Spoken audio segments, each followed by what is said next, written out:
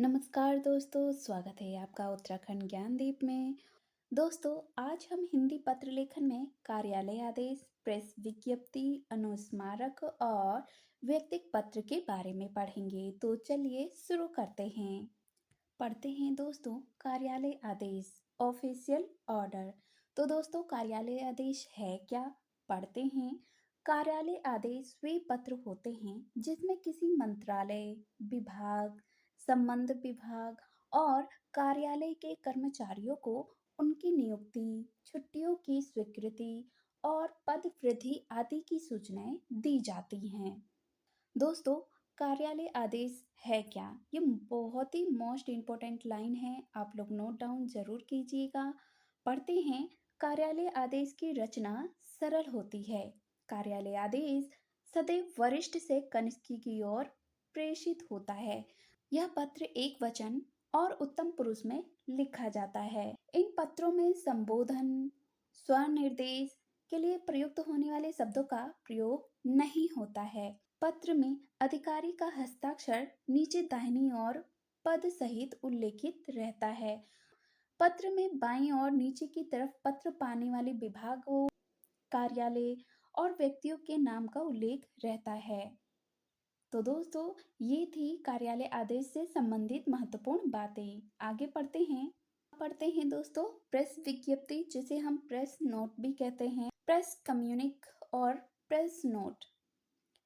Press विज्ञप्ति या press note का प्रकाशन सरकार द्वारा तब किया जाता है जब किसी सरकारी आदेश, निर्णय का प्रचार प्रसार व्यापक स्तर पर करना होता है। इन पत्रों का उद्देश्य जनता को सरकारी निर्णय से अवगत कराना होता है। तो दोस्तों, यह भी बहुत ही मोस्ट इम्पोर्टेंट है, आप लोग प्लीज नोट डाउन कीजिएगा। आगे पढ़ते हैं। प्रेस विज्ञप्ति में एक सूक्ष्म अंतर होता है। प्रेस विज्ञप्ति अधिक औपचारिक और अपरिवर्तनीय होते हैं, यानी कि प्रेस विज्ञप्ति का प्रकाशन समाचार पत्रों में बिना किसी संशोधन के यथावत होता है। लेकिन जब प्रेस नोट प्रकाशन के लिए जाता है तो समाचार पत्रों के संपादक अपनी इच्छा अनुसार उसे संपादित कर सकते हैं, उसे संक्षिप्त या फिर परिवर्तित कर सकते हैं। आगे पढ़ते हैं। प्रेस विज्ञप्ति में शुरू में ही प्रकाशन की नियत तिथि और समय दिया रहता है। समय से पहले इसका प्रकाशन नहीं किया जा सकता। प्रेस विज्ञप्ति लिखकर संबंधित विषय का एक शीर्षक दिया जाता है। आगे पढ़ते हैं दोस्तों। इसमें संबोधन या फिर स्वनिर्देश का प्रयोग नहीं होता है। लास्ट में विज्ञप्ति को मुख्य सूचना अधिकारी के पास भेज दिया जाता है। साथ ही मुख्य सूचना अधिकारी को यह आदेश रहता है कि वह इस विज्ञप्ति को समाचार पत्रों में प्रकाशित कराए। इस प्रकार प्रेस विज्ञप्ति मुख्य सूचना अधिकारी के कार्यालय से ही सार्वजनिक किए जाते हैं। तो दोस्तों, ये थी प्रेस विज्ञप्ति से संबंधित कुछ महत्वपूर्ण बातें। आगे पढ़ते हैं दोस्तों। अनुस्मारक या स्मरण पत्र, जिन्हें हम रिमाइंडर भी कहते हैं। पढ़ते हैं दोस्तों, रिमाइंडर से संबंधित कुछ महत्वपूर्ण बातें। अनुस्मारक पत्र को स्मरण पत्र या ध्यान आकर्षण पत्र कहा जाता है। जब किसी मंत्रालय या विभाग से पूर्व में भेजे गए पत्र का उत्तर बहुत दिनों तक प्राप्त नहीं होता है, तब उस पत्र की याद दिलाते हुए जो पत्र भेजा जाता है उसे अनुस्मारक पत्र कहते हैं। इस पत्र का प्रारूप पूर्व में भेजे गए पत्र जैसा ही रखा जाता है। एक अनुस्मारक के बाद और भी कई पत्र भेजे जा सकते हैं। अनुस्मारक पत्रों का आकार सामान्य पत्रों की अपेक्षा संक्षिप्त होता है। दोस्तों, सबसे पहले मैं आपको व्यक्तिक पत्र का प्रारूप दिखाती हूँ।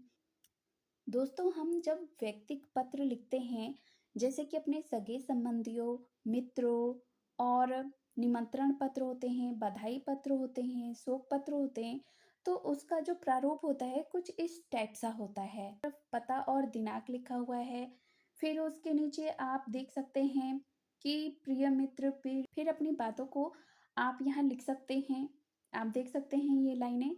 फिर उसके नीचे आप अपना नाम लिख देते हैं। तो ये इस तरीके से प्रारूप तैयार किया जाता है। तो व्यक्तिगत पत्र की रूपरेखा में पढ़ते हैं। पत्र के दाईं ओर सबसे ऊपर प्रेषक का पता और दिनांक लिखा जाता है। आगे बढ़ते हैं। पत्र के बाईं ओर प्रेषिती पत्र लिखा गया हो से अपने संबंध के आधार पर उचित संबोधन शब्द जैसे पूज्य, आदरणीय, प्रिय, अनुज, चिरंजीव आदि लिखना आवश्यक है। इसके बाद संबोधन के ठीक नीचे थोड़ा स्थान छोड़कर बाईं ओर ही अभिवादन के लिए प्रयुक्त होने वाले शब्दों जैसे सादर प्रणाम, शुभ आशीर्वाद, सप्रेम नमस्ते आदि लिखना आवश्यक है। आगे पढ़ते हैं दोस्तों। अभिवादन के बाद मूल पत्र को लिखना आवश्यक है।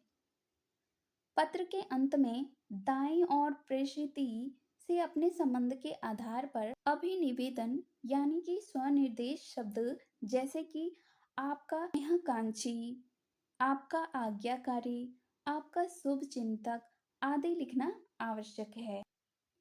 आगे पढ़ते हैं। अभिनिवेदन यानी कि स्वनिर्देश के नीचे प्रेषक को अपना हस्ताक्षर या नाम लिखना आवश्यक है। तो दोस्तों आगे की जानकारी आपको नेक्स्ट वीडियो में दी जाएगी। और दोस्तों हिंदी पत्र लेखन की थ्योरी कराने के बाद आपको एमसीक्यूज कराए जाएंगे।